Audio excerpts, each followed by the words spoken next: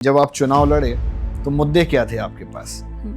हमारे पास हमारा जो क्षेत्र है वो है कहने को राजधानी में है, लेकिन आज भी सबसे ज्यादा अगर बीमारियां किसी क्षेत्र में फैलती हैं तो नंबर 1 पे हमारा क्षेत्र लखनऊ उत्तर में फैजुल्लागंज क्षेत्र है। सबसे ज्यादा पानी की समस्या है वहाँ पर, और इतनी ज्यादा पानी भर जाता है कि सबसे ज्यादा बीमारियों में नंबर 1 रहता है। तो सबसे बड़ी बात तो ये थी।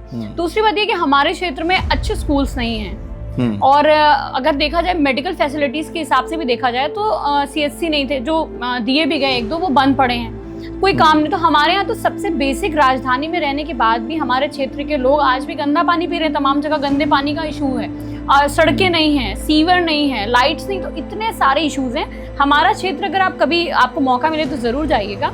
हमारा क्षेत्र राजधानी में होकर भी अछूता है विकास से।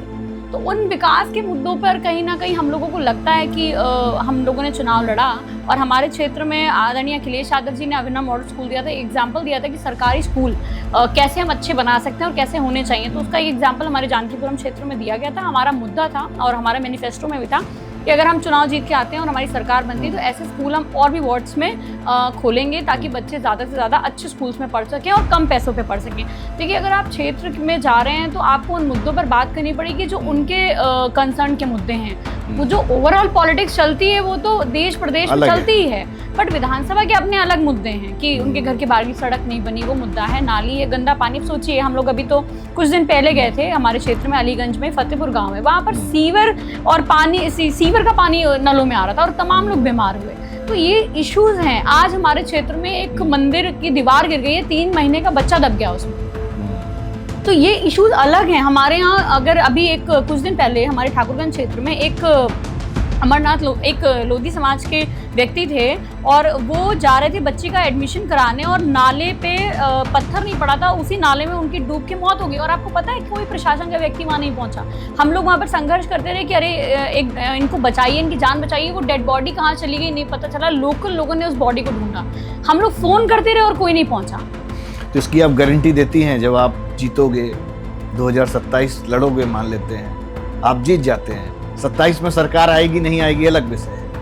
पहला विषय यह है कि मान लीजिए पूजा शुक्ला जीत जाएंगी तो सारी समस्याएं खत्म हो जाएंगी। अच्छा पानी पिएंगे लोग, सीवर की समस्या खत्म हो जाएगी, लाइट बिजली पानी सब मिलेगा, खरंजा एकदम चकाचक हो जाएगा। गारंटी है इसकी? देखिए, हम बिल्कुल इस बात की गारंटी लेते हैं, क्योंकि अगर हम लोगों से वादा कर रहे हैं और हम कोई ऐसा नहीं है कि आज बहुत बड़े परिवार से आए हैं कि वादे करेंगे और फिर किसी और सीट से लड़ लेंगे जा करके, या हम लोगों को झूठा आश्वासन देके इतने लंबे समय तक पॉलिटिक्स कर पाएंगे, ये पॉसिबल नहीं है। तो हम जनता के मुद्दों पे जिन पे बात कर रहे हैं और जो काम हम करा सकते हैं वो हम कराएंगे। और हमारी अगर समाजवादी पार्टी की सरकार बनेगी तो निश्चित तौर पर जो भी काम सरकार, जो बड़े काम है जो सरकार के ही हैंड से हो सकते हैं, वो भी कराने का काम करेंगे।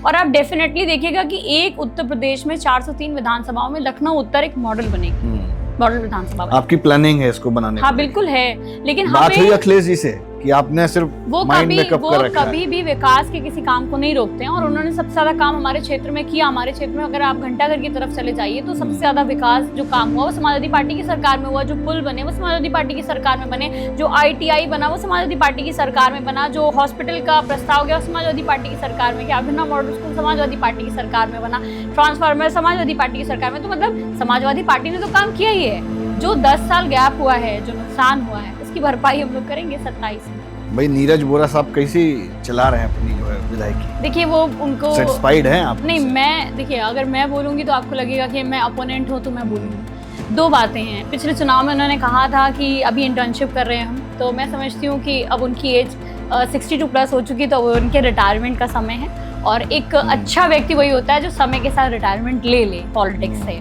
तो एक तो ये है, और दूसरी बात ये है कि वो, मैंने भी उनका एक भजन सुना, वो भजन गा रहे हैं, तो अच्छी बात है। मेरी शुभकामनाएं हैं कि वो ऐसे ही और भजन गाते रहें, क्योंकि क्षेत्र का विकास उन्हें करना नहीं है और क्षेत्र पे उन्हें कोई काम इसलिए गा रहे होंगे कि समाजवादी भी गाने लगे? नहीं, समाजवादी तो वैसे ही भगवान को मानते हैं और भजन गाते हैं, तो ऐसा नहीं कि उनको देख के हम गाने लगेंगे। लेकिन अच्छा भजन गाएं और अच्छे से भजन गा करके लोगों को खुश करें, क्योंकि काम से तो वो खुश नहीं कर पाए। तो काम नहीं किया, लेकिन शाम के नाम पर अगर वो वोट मांगने के लिए भजन गा रहे तब तो गलत है। और अगर ऐसे जनता वोट दे रही तब? अब जनता ये तो 27 में बताएगी। देखिए, अभी से कैसे कह सकते हैं कि जनता वोट देगी या नहीं देगी? पिछली बार तो दी।